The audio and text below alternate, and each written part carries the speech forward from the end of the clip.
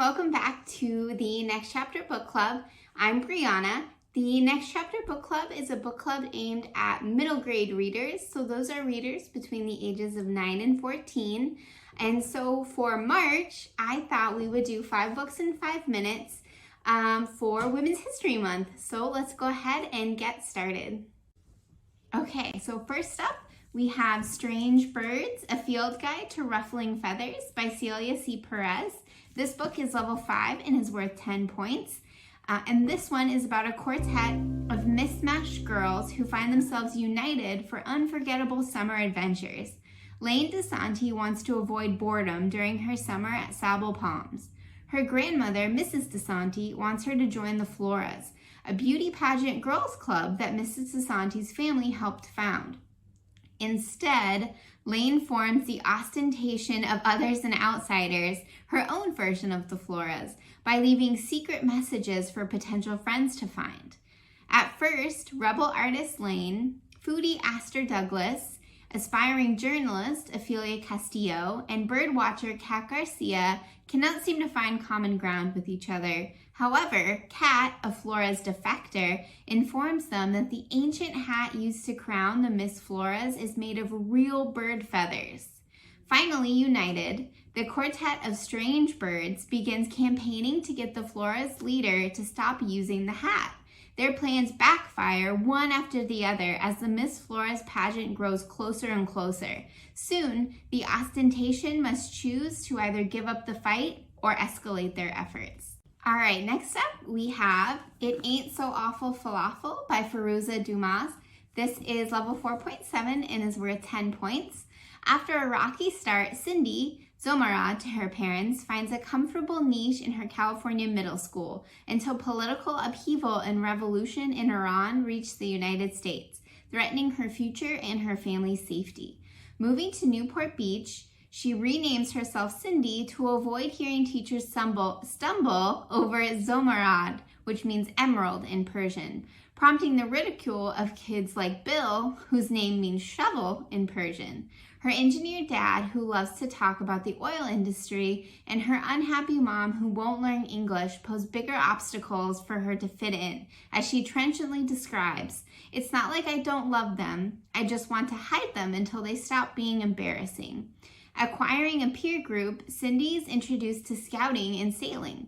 Her parents are no fans of the Shah, but their hopes for Iran's future are dashed when the Islamic Revolution and its brutal aftermath. They fear for the safety of friends and family in Iran, then for their own as they experience the best and worst of their adopted culture. All right, next up is one for our older middle grade readers. So this one is for ages 13 and up. It's called Not Here to Be Liked by Michelle Kwan. An upset in the struggle for succession at a high school newspaper sends shockwaves far beyond the newsroom. Eliza Kwan has spent her high school career in Southern California preparing to assume leadership of the Willoughby Bugle. She's the most qualified, and she's sure she's the best for the job. Her plans are stymied, however, by Len DeMartile, an ex-baseball player who apparently joins the Bugle staff on a whim following an injury and who easily wins the election for editor-in-chief. Eliza's angry. Why would likability come before dedication and well-informed goals? Determined to contest the election results, Eliza starts a feminist movement in her high school, forming unlikely partnerships in a quest for justice. In the process, Eliza learns that there are no simple answers when fighting for what's right, and that even Len may not be as bad as she had previously believed. Switching gears a little bit here, we are going to do some nonfiction picks. So our first one is also for a little bit older of a middle grade audience.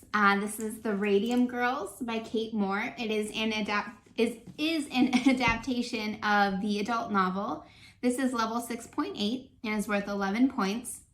Starting in 1916, young women in New Jersey were hired to paint the infamous dials of watches with lethal consequences. This young reader's edition of The Radium Girls pulls no punches. As in the adult version, it describes in detail the diseases that destroyed the lives of the young dial painters, who were instructed to lip point their brushes with each dip of radium paint. They'd leave work literally glowing, having absorbed such a large quantity of the dangerous radioactive element that they'd been told was good for their health. More tracks, more than a dozen of the girls, through extreme suffering as the radium loosened their teeth, destroyed their jaws, ate away at their bones, and caused lethal tumors. Even after the deadly after effects were documented, another company opened a dial painting studio in Illinois with a similar outcome. Although these young women's lives often ended tragically early, their determination to achieve a legal victory against the negligent companies had lasting consequences. Important laws that would protect future workers from unsafe employment practices and to improve workers' compensation laws and a better understanding of the medical outcomes of radioactivity exposure. All right, so our next nonfiction pick is The Beloved World of Sonia Sotomayor by Sonia Sotomayor. This one is for grades 5 and up. This is the story of a woman who, as a 10-year-old, fell under the spell of Perry Mason, a fictional TV lawyer. Her life course was set. She would become a lawyer and, dare she dream it, a judge. With a clear vision, hard work, and determination, she would set out to make her dream come true. In a series of vignettes that help illustrate her remarkable spirit and motivations, Sotomayor recalls some of the salient moments of her life. Readers are introduced to her close-knit family, friends, colleagues, and mentors that helped her along the way. She chronicles her academic and professional achievements and what it took to be successful. She also presents her core beliefs and struggles, never shying away from coming across as a fully fledged human. The account of this exceptional trajectory, told with a storyteller's talent, is filled with candor and honesty that readers will sure be loved. Lastly, this one's kind of a bonus pick. It is a picture book biography. It's called She Was the First by Katheryn Russell Brown. It's the Trailblazing Life of Shirley Chisholm. So this picture book biography shows, it is also for grades 2 to 5, shows how Shirley Chisholm's upbringing and talents led to her career in politics and her historic run for the U.S. presidency. By the age of 3, Shirley was leading children twice her age in play. When finances were difficult at home in Brooklyn, her parents brought her and her sister to live with her grandmother in Barbados, where she experienced farm life and beaches and saw people of all sorts and all sorts of positions. Readjusting to New York at age 10 during the Great Depression was difficult, but Shirley ultimately excelled in school, completing college and going on to become a school teacher before her work with community groups led her into politics. Approximately half of this story details Shirley's childhood and her young adulthood, and the other half shows her transition from teaching into politics, focusing on how she gave a voice to the powerless. Just to wrap up, this month for Women's History Month, we read Strange Birds, It Ain't So Awful Falafel, Not Here to Be Liked,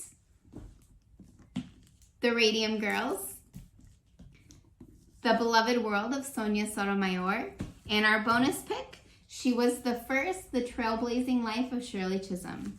All right, I hope you enjoyed these reads, and join me next month in April for something new.